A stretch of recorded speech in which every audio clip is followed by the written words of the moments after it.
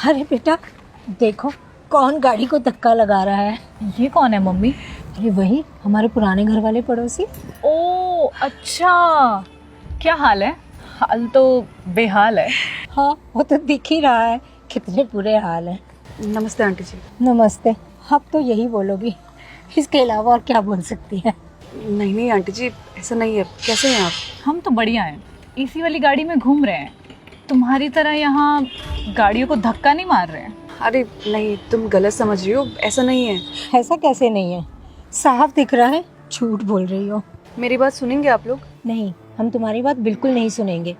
और मैंने तो तुम्हें शादी से पहले भी कहा था किसी अच्छे घर में शादी करना। मतलब ये कि अगर तुमने किसी अमीर लड़के से शादी की होती ना तो बहुत पैसे होते, अच्छी गाड़ी भी होती और यूं इस तरह गाड़ी को धक्का नहीं लगाना पड़ता। अब मुझे देखो, मैंने अपनी बेटी की शादी कितने अमीर घर में करी है और आज वो कितने आराम से रहती है।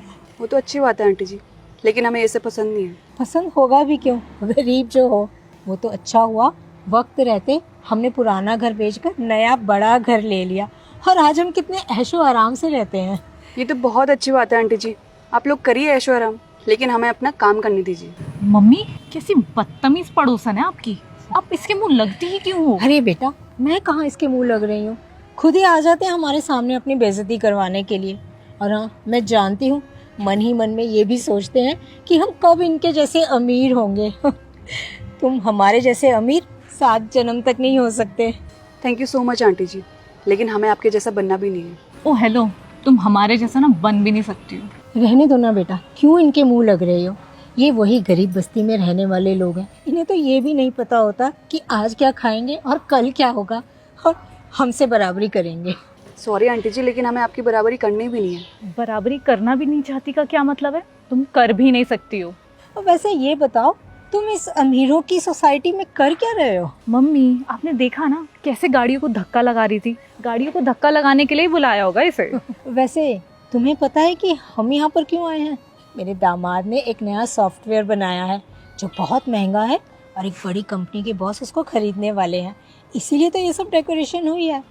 लेकिन हमें क्या पता था कि इन मनहूसों की शक्ल देखनी पड़ जाएगी। मम्मी आप भी ना किसे बता रहे हो, इसे थोड़ी ना समझ आएगा ये सब। हाँ सॉरी बेटा, चलो चलो अब तुम निकलो जल्दी यहाँ से, सारे अमीर लोग यहाँ पर आने वाले हैं। इस तरह से देखेंगे तो क्या इंप्रेशन पड़ेगा। आंटी जी, इम्प्रेशन जो पढ़ना था वो तो पढ़ चुका है। मतलब? अरे बेटा क्यों इनके मुंह लग रही हो, मैंने कहा ना ये गरीब लोग हैं। और जब हम पुराने घर में रहते थे ना तब भी ये यूं ही ज्ञान देती रहती थी, ये मत करो वो मत करो, और ना जाने क्या क्या बोलती रहती थी। आंटी जी, आप गलत करते थे इसलिए आपको मना करते थे हम लोग। आप सोसाइटी में हर किसी से लड़ते रहते थे, आपका तो व्यवहार किसी के साथ ठीक भी नहीं था, और अगर सोसाइटी में कुछ होता था तो सबसे पहले चुगली आप करते थे। और आंटी जी, एक पड़ोसी से परिवार बनता है, लेकिन आपने तो पड़ोसी होने का कभी फर्ज निभाया नहीं। चुप कर, ज्यादा जबान मत चला, अपनी तरफ देख हमारी तरफ देख और फिर बोल। और नहीं तो क्या, आज हम कहाँ हैं और तुम कहाँ हो, तुम खुद देख लो। हाँ हाँ, सब दिख रहा है। तुम लोगों की सोच अभी भी वैसी है, एकदम गिरी हुई और लालची लोग। बस बस चुप कर, बंद कर अपना ये ज्ञान देना। अरे क्या मिल गया तुम्हें सत्य की राह पर चलकर। आज अपने आप को देखो और हमें देखो। और हमने लोगों के साथ थोड़ा सा झूठ बोलकर धोखा कर दिया तो उसमें क्या हो गया, आज तुम कहाँ और हम कहाँ। मम्मी छोड़ो ना, आप भी किसके मुंह लग रही हो, इसको कहाँ पता ये सब। मैंने कहा ना तुम निकलो यहाँ से, अब ये हमारी सोसाइटी है। मम्मी जी, आप ये मैम से किस तरह से बात कर रही हैं? ये मिसेस मंडल हैं। और मैम आप यहाँ क्या कर रही हैं? मिसेस मंडल? लेकिन फिर ये इस तरह गाड़ी को धक्का क्यों लगा रही थी? मैं गाड़ी को धक्का क्यों दे रही थी? मैं गाड़ी को धक्का इसलिए दे रही थी उस गाड़ी में क्योंकि एक लेडी थी जो प्रेग्नेंट थी और उनकी गाड़ी वो खराब हो चुकी थी। मैंने और मेरे ड्राइवर ने उनकी गाड़ी ठीक करने की कोशिश करी, लेकिन उनकी गाड़ी ठीक हुई नहीं, इसलिए मैंने अपने ड्राइवर के साथ उनको हॉस्पिटल भेज दिया था। और तुम्हारी मम्मी जी ने मुझे बिना सोचे समझे क्या क्या बोल दिया।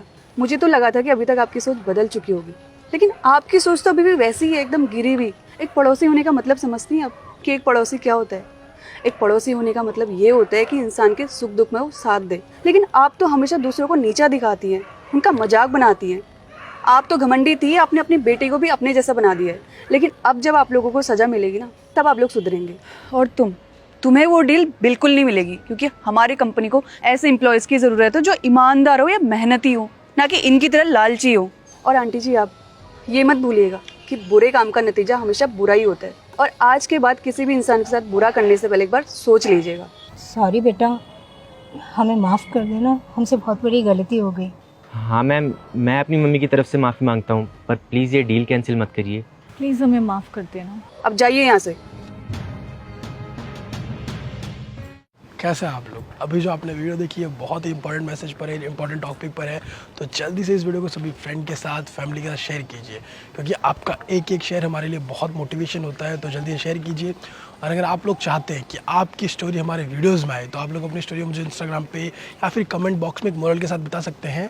कमेंट में आप पूरी स्टोरी मत लिखिएगा, क्योंकि थोड़ी सी लिखिएगा, ताकि और भी लोग लिखते हैं तो उस हिसाब से हमें अलग अलग देखना पड़ेगा कि आपकी स्टोरी क्या है, क्या मोरल है, ताकि हम ऑडियंस को एक, आप सभी को एक अच्छा मैसेज दे सकें। तो आप लोग मोस्टली आप लोग मुझे इंस्टाग्राम पे या फेसबुक पे मैसेज करके आप अपनी स्टोरी भेज सकते हैं, या फिर मुझे, ये मेरा यूज़र नेम है, आप यहाँ मुझे भेज सकते हैं अपनी स्टोरी। तो जल्दी से आप लोग अपने मोरल के साथ स्टोरी भेजिए, मैं आपकी स्टोरी का वेट कर रहा हूँ।